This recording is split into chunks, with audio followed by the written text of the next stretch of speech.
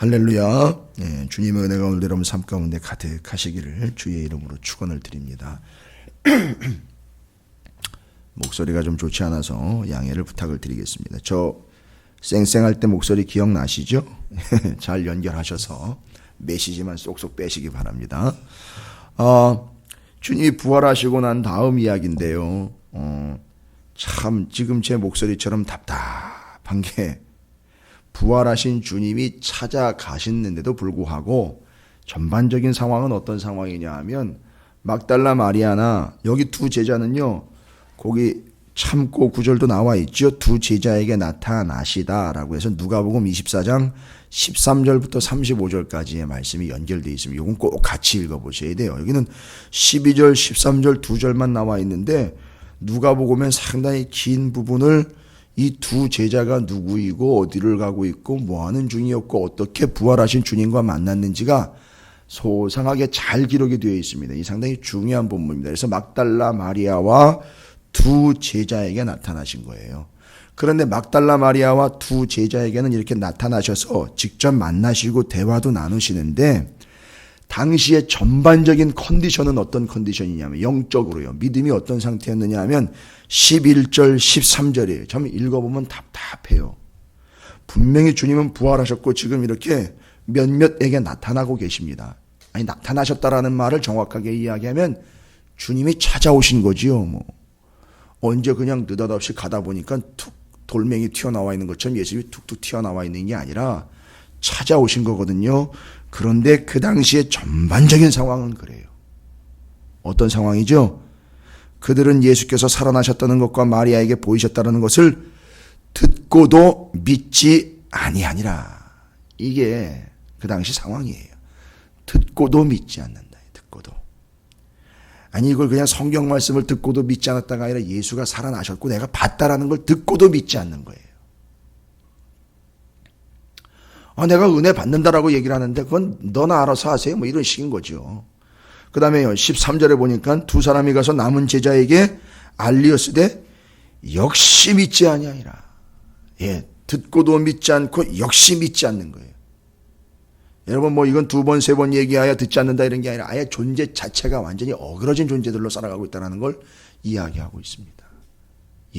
이건 뭐 교회에서 청소합시다 뭐 광고 몇 번 해가지고 말을 안 듣는 그런 개념이 아니에요. 이건 더 복잡하고 더 심각한 문제죠. 그리고 이건 뭐 이렇게 해야 된다 저렇게 해야 된다라는 것에 대한 반발감을 가지고 있는 그런 개념이 아닙니다. 이건 생존이 달려있는 문제인데요. 생명이 걸려있는 문제입니다. 누구의 생명입니까? 또 착각합니다. 뭐 내 생명이 걸려있고 뭐. 아니요. 예수의 생명이 걸려있는 거 아닙니까? 예수가 살아나셨는데 그게 생명인데요. 그걸 듣고도 믿지 않고 역시 믿지 않는 이 상황이 되어버렸어요. 그러나 이 상황에서도 찾아오신 두 부류를 콕 찍어가지고 얘기를 하죠. 그게 바로 막달라 마리아와 두 제자입니다. 아시다시피 두 제자는 엠마오로 가는 두 제자예요. 그래서 막달라 마리아와 엠마오로 가는 두 제자에게 예수님이 나타나셨습니다. 부활하신 예수께서. 왜일까요? 이건 두 가지입니다. 부활하신 예수 그리스도께서 우리에게 나타나신 이유는 이 두 가지에 딱 두 가지만이다라고는 이야기 못하지만 두 부류를 통해서 막달라 마리아와 엠마오로 가는 두 제자를 통해서 부활하신 예수 그리스도를 통해서 우리가 우리의 삶에서 무엇을 경험하며 살아가야 되는 거냐. 부활하신 예수 그리스도께서 뭘 노리고 계시는 거냐. 표현이 좀 그렇습니다만 뭘 원하시고 계시는 거냐 이거죠. 무엇 포인트를 두고 계시느냐. 여러분 막달라 마리아가 누굽니까? 누가복음 8장 1절부터 3절까지 보니까 자세하게는 안 나와 있습니다만 이 막달라 마리아는 이전에 7 귀신에 사로잡혔던 여자예요. 근데 그 여자에게 7 귀신을 쫓아내주신 분이 누구냐면 예수 그리스도입니다. 왜일까요 이게? 그냥 그 여인이 불쌍해서 7 귀신을 쫓아냈을까요? 7 귀신이라는 얘기는요. 7이라는 숫자가 이야기하는 것처럼 단순히 이걸 또 상징적으로 또 뭐 영해 이런 개념으로 얘기 드리는 게 아니에요. 늘 이스라엘에게 7이라는 숫자는요. 형언할 수 없을 정도의 완벽함이라고도 표현이 되지만 형언할 수 없을 정도의 처참함이라고도 얘기할 수 있어요. 왜요? 7이라는 숫자는 완전히 그냥 처참한 것, 온전한 것을 이야기하기 때문에 이 여자는요. 일곱 귀신이 아니라 이 영혼이 일곱 귀신에게 난도질 당하여 너덜너덜해져 가지고 완전히 걸레 쪼가리처럼 되어버린 인생 이야기입니다. 근데 그에게 예수님이 찾아오신 거예요. 그리고 이건 뭘 의미하는 건가? 그냥 단순히 문제가 해결된 걸 의미하는 건가? 아니죠. 바로 부활하신 주님이 그 여인에게 찾아오신 거예요. 먼저 찾아왔다 그래요. 다른 일보다 먼저. 뭡니까? 일곱 귀신을 쫓아내어 주셨던 것은 바로 일곱 귀신에 의해서 이미 죽은 영혼으로 살아갔던 그에게 예수님이 찾아오셨으니 예수님 때문에 내가 다시 살아났구나. 근데 알고 봤더니 죽었던 예수가 다시 사셔서 내게 나타나신 거예요.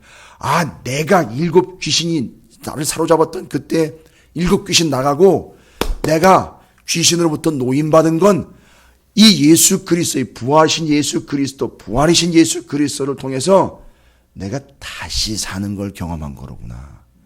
부활을 경험한 겁니다.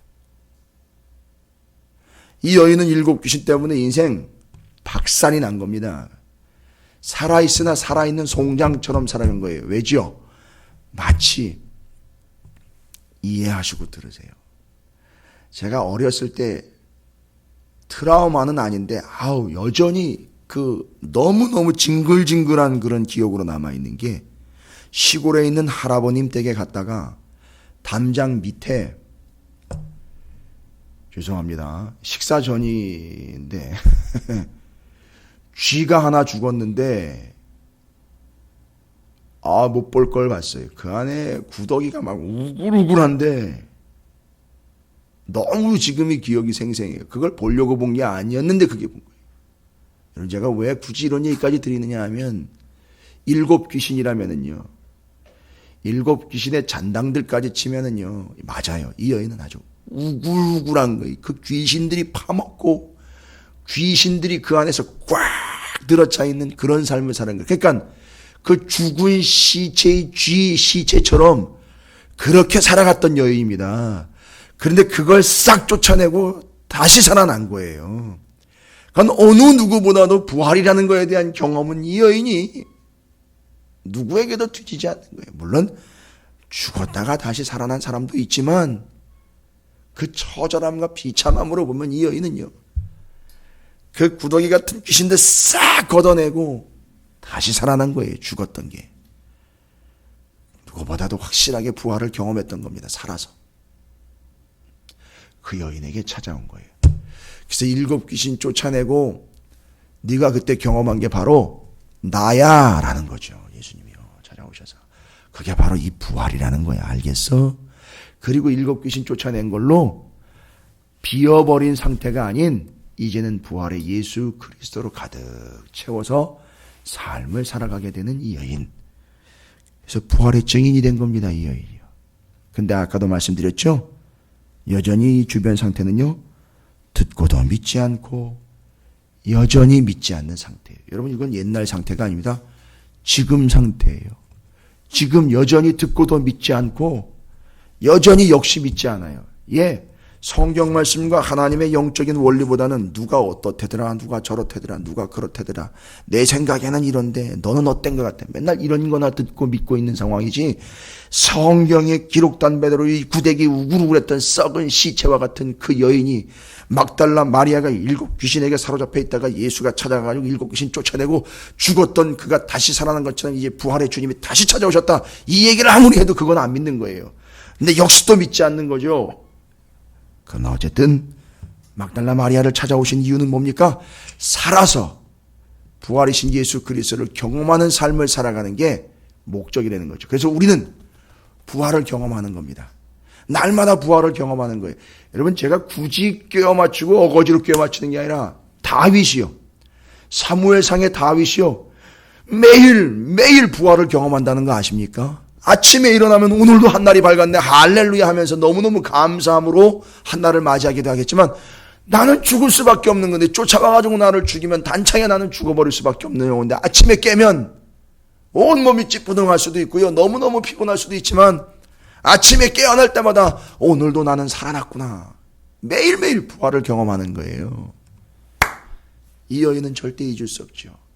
그리고 이제 일곱 귀신 나간 이 여인의 심령에 부활의 주님이 꽉 들어차 이제는 부활의 영혼으로 살아가는 거죠. 이걸 지금 우리는 경험합니다. 맞아요. 우리는 그렇게 처참할 수도 있습니다. 그러나 우리가 찾아간 게 아니라 그 부활의 주님 우리를 찾아오셨으니 이 새벽에요. 또 여기 먼저 와 계셨으니 만나는 우리가 부활의 주님으로 영혼이 부활을 경험하는 그런 삶을 살게 되시기를 주님의 이름으로 축원을 드립니다. 한날을 새로 맞이했다라는 것도 부활을 경험하는 거예요. 오죽하면 성경의 죽음을 자는 것이라고 비교하겠습니까? 그래서 전날 피곤해서 잠자리에 들었지만 깨어나 일어나는 것도 부활을 경험하는 거고요. 어제 그렇게 막 고민됐고요. 막 죽을 것 같았던 그 문제가 무슨 이유인지 오늘은 별로 문제가 되는 것 같지 않네요. 그것도 부활을 경험하는 거예요. 어제 그렇게 밉고 짜증냈던 그 사람도 어찌 보면 또 주님 안에서 이해가 되는 것 같아요. 그것도 부활을 경험하는 거예요. 정말 죽고 싶을 정도로 싫었던 사람, 죽고 싶을 정도로 싫었던 그 일들, 죽고 싶을 정도로 거부하고 싶었던 내 삶이 이제는 받아들여지는 건 왜일까요?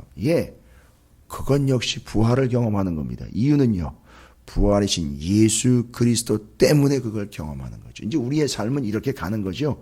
막달라 마리아처럼요.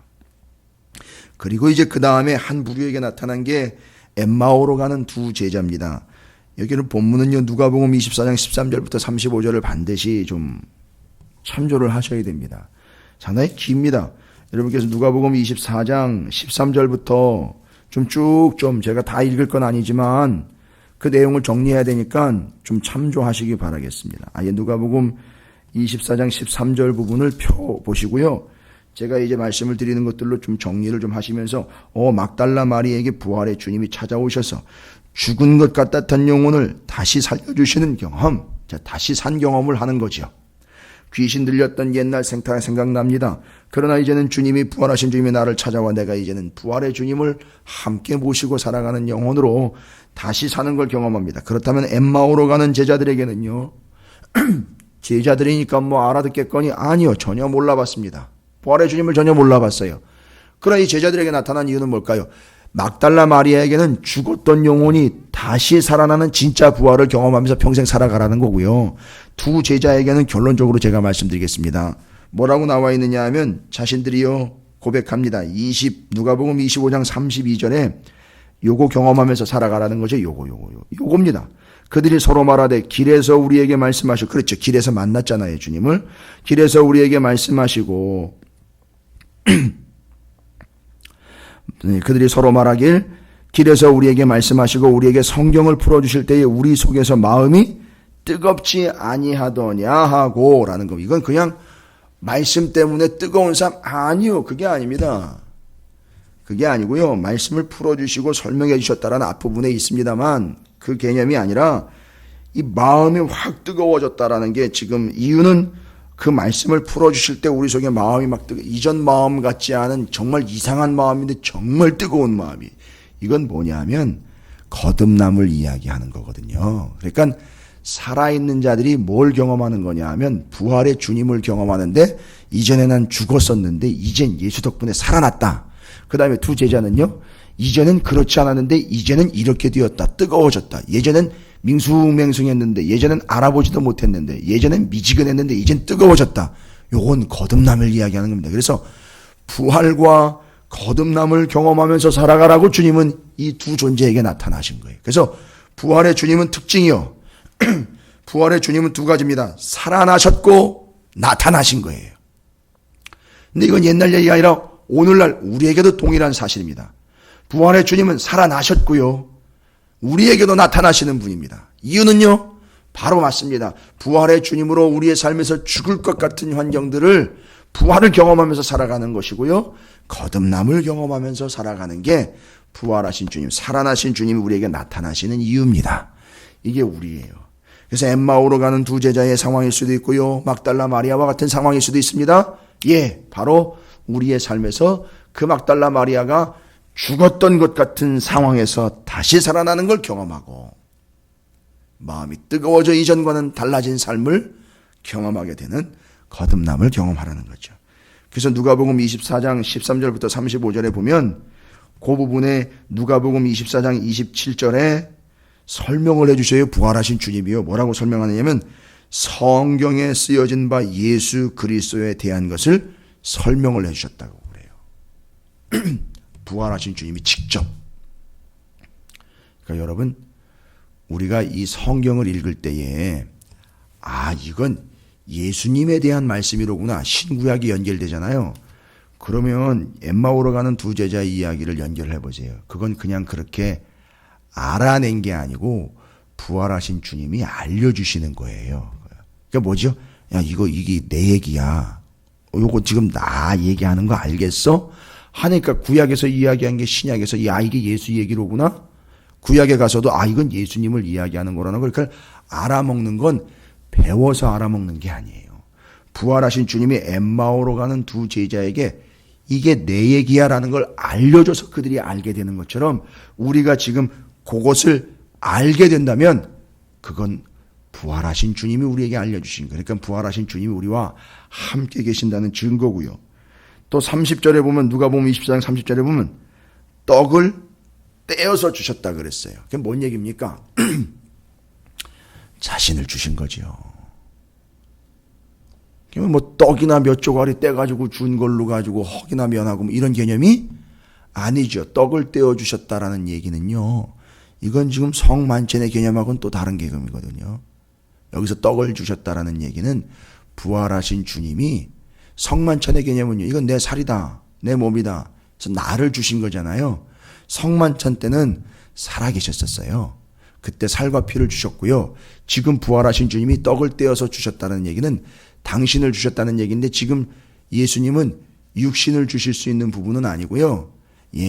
생명을 주신 겁니다. 부활을 주신 거예요. 떡을 떼서 주셨다는 부활을 주신 거예요. 그러니까 너희들도 나처럼 부활한다는 얘기인 거예요. 이거는. 그리고 32절에 말씀을 풀어 주셨다라고 이야기를 해요. 성경 말씀을요. 그럼 자신에 대해서 기록된 바를 설명한 것 외에 다른 말씀들까지도 다 풀어주셨다는 얘기를 이야기하고 있는 거죠.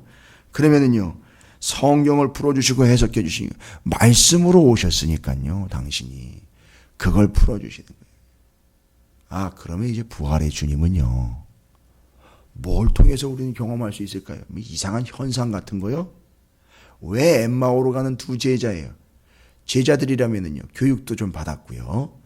예수님과 함께 다니면서 예수님 무슨 얘기 하셨고 예수님의 기억도 있는데 못 알아보고 있잖아요 지금도. 그런데 이 사람들은 뭘 경험하죠? 거듭남을 경험합니다. 그런데 부활하신 주님이 성경을 풀어주십니다. 이건 뭘 얘기하는 겁니까? 성경을 붙잡고 있으면 결국 부활하신 주님을 만날 수 있는 거예요. 부활의 주님을 경험하는 겁니다. 그러면 심지어는요, 성경을 통해서 우리가 뭘요? 부활하신 주님을 경험하는 게 아니라 우리가 말씀을 통해 부활, 거듭남을 경험할 수 있다는 거예요. 왜 굳이 예수님은 성경에 기록된 당신 자신의 이야기를 이야기해 줬고 그리고 또한 성경을 또 나머지를 풀어주셨을까? 부활을 경험하는 삶이라는 게 이게 풀어지는 삶이라는 거죠. 이게 이게 믿어지고 이게 이해가 되는 삶이라는 겁니다. 기가 막힌 말씀이에요. 그래서 이걸 거듭남을 경험하는 겁니다. 이분들이요. 자, 이겁니다. 그들은요, 막달라 마리아는 죽었던 영혼 다시 살아남을 경험하게 됩니다. 진짜로. 삶의 환경과 여건 속에서 정말 죽었다가 살아남을 경험하는 거예요. 삶에서 이제 계속 그렇게 될 겁니다. 그리고요, 제자들에게 나타나, 맞아요. 거듭남을 경험하게 되는 겁니다. 이게 다 요걸 통해서 누구를 믿게 되느냐? 그냥 예수가 아닙니다. 부활하신 예수 그리스도를 믿고 한 가지 더 믿죠. 내가 예수님처럼 부활할 것이라는 걸 믿게 되는 겁니다. 이게 오늘 본문에 누가복음 24장과 연결된 엠마오로 가는 두 제자와 막달라 마리아에게 보이신 예수 그리스도입니다. 예수 그리스도를 통해서 예수님이 풀어주신 말씀들과 설명하시는 그 주님에 대한 말씀들과 언급들, 우리는 성경을 통해서도 부활을 경험할 수 있습니다. 그 부활의 주님이 오늘도 우리에게 말씀을 일러주시고 풀어주시고 알게 해주시고 깨닫게 해주시는 것, 그것이 바로 거듭남을 경험하는 것이고 삶의 문제들과 고통들 속에서 다시 살아나는 부활을 경험하는 막달라 마리아처럼 우리 모두가 다 확실하게 막달라 마리아 두 제자와 같이 듣고도 믿지 아니하며 여전히 믿지 않는 존재들이 아닌 확실하게 믿고 영접하여 주님과 동행하는데 그 부활의 주님이 우리의 능력이 되는 삶을 살아가게 되시기를 주님의 이름으로 축원합니다.